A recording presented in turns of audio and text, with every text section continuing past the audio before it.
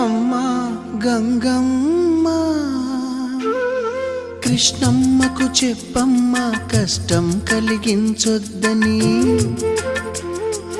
యమునకు చెప్పమ్మా సాయమునకు వెనకాడొద్దని, గోదారికి కావేరికి ఏటికి సెలయేటికి కురిసేటి జడివానకి దూకే జలపాతానికి నీతో బుట్టులందరికీ చెప్పమ్మా మా గంగమ్మ. జీవనదివిగా ఒక మోక్షనిధివిగా పండ్లు పూలు పసుపుల పారాణి రాణిగా